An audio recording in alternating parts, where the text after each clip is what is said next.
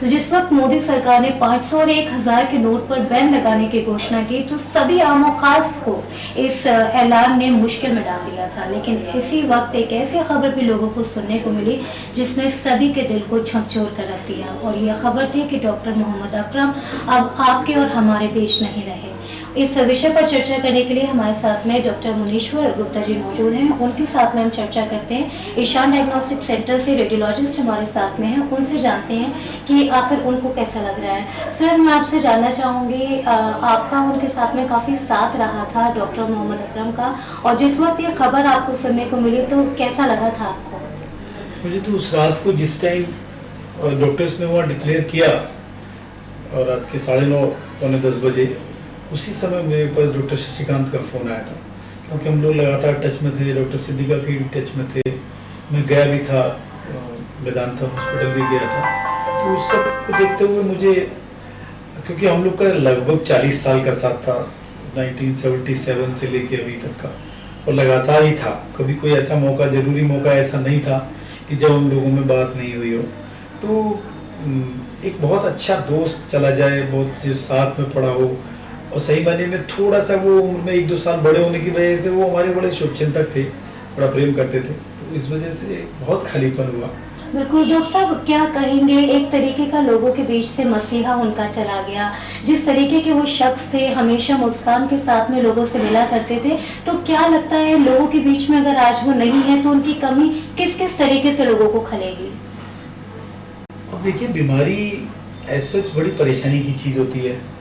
कोई भी बीमार नहीं होना चाहता, लेकिन बीमार होते ही हैं। तो ऐसे में लोगों को ये ज़रूर लगेगा कि जिनके पास वो बड़े आसानी से चले जाते थे और बहुत ही नॉमिनल पैसों में, 30 रुपये में या 50 रुपये में वो मरीज़ देख लिया करते थे, और बहुत क्वालिफाइड आदमी थे, तो इन सब चीज़ों में परेशानी के समय ये चीज़ें और भी ज़्यादा याद आती हैं आदमी को। और जैसा उनके यहाँ भीड़ रहती थी, हर दिन उनके पास इस तरीके से मिलने वाला 100-200 आदमी आते ही आता था, तो उसको कहीं ना कहीं उसकी परेशानी लगेगी, खालीपन लगेगा। जी बिल्कुल। इसके साथ डॉक्टर साहब आपसे जानना चाहेंगे कि जैसे आपने बताया कि आपके साथ में उन्होंने पढ़ाई की और काफ़ी वक्त आपके साथ में रहे। अब हालांकि मतलब मसरूफियत के कारण इतनी ज़्यादा मुलाकात नहीं हो पाती थी, तो जिस वक्त वो आपके साथ पढ़ाई कर रहे थे तो उस वक्त का वक्त उनके साथ में कैसा बीता, किस तरीके की शख्सियत वो एक्चुअली थी, वो भी आपकी जुबान जानना चाहेंगे।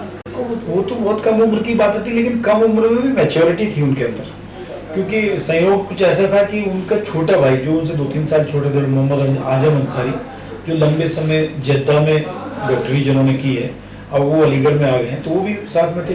तो एक तो दोनों छोटे और बड़े भाई साथ साथ थे, तो इसलिए एक बड़ापन रहता था उनकी बातों में।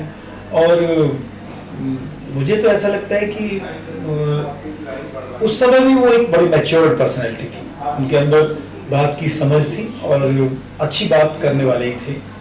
और मैंने तो उस समय उनसे थोड़ी उर्दू सीखने की भी कोशिश की, लेकिन फिर विभाग बढ़ जाते हैं, वो सर्जरी में चले गए, हम रेडियोलॉजी में चले गए, तो ऐसे करके धीमे धीमे करके उस तरीके से दूरी हो जाती है। जी डॉक्टर साहब, इसके साथ ही आपसे जानना चाहेंगे, जैसे कि भगवान का रूप डॉक्टर ने जैसे आपको कहा कि भगवान का रूप एक डॉक्टर को दिया गया है, और आज अब जब वो हमारे बीच में नहीं है तो एक सामाजिक तौर पर जो लोग हैं जिनको परेशानियां होंगी, जो बीमारियों से दो चार होंगे, उन्हें तो ये परेशानी खलेगी ही।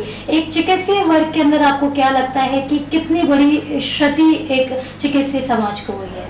देखिए, ऐसा है कि मैंने उस दिन देखा, एक्चुअली मैंने जो व्हाट्सएप के आजकल ग्रुप्स हैं तो उसमें अपने बैच के लोगों को लिखा कि भाई ऐसे आदमी को अलविदा कहने के लिए पहुंचे लोग वहाँ पर कब्रिस्तान पर जी। तो मतलब हमारे जो एक और cadaver partner doctor Shankar Kohli और डॉक्टर कविता कोहली, वो दोनों लोग थे, हमारे बैच के काफ़ी लोग थे, और जेडीए के वो मतलब IMA के प्रेसिडेंट, अभी के प्रेसिडेंट, इससे पिछले प्रेसिडेंट, काफ़ी लोग वहाँ पर पहुँचे। आपका भी क्या कहना है कि वो जो लोग वहाँ पर इकट्ठा हुए थे, आखिरी उनका मुस्कुराता चेहरा देखने के लिए, तो वो क्या मिसाल जाते जाते और क्या संदेश लोगों को दे गए?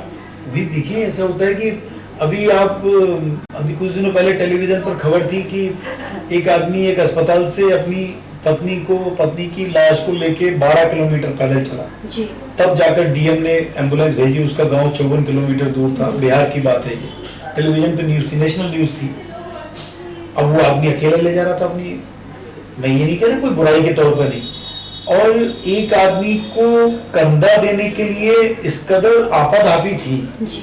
कि मतलब हर आदमी कंधा देने की उसमें जो मैयत में जो भीड़ थी। और मुझे भी बहुत तजुर्बा है ज्ञानी जैल सिंह की शव यात्रा तक का, मैंने पर्सनली इतनी भीड़ किसी भी शव यात्रा में अभी तक नहीं देखी है। तो डॉक्टर साहब आपका बहुत बहुत शुक्रिया हमारे साथ में इस विषय पर चर्चा करने के लिए। बेशक वो आज हम लोगों के बीच नहीं रहे, लेकिन हमारे दिलों में उनकी यादें हमेशा जिंदा रहेंगी। तो आपको बता दें ईशा डायग्नोस्टिक सेंटर से रेडियोलॉजिस्ट डॉक्टर मुनीश्वर गुप्ता जी हमारे साथ में थे।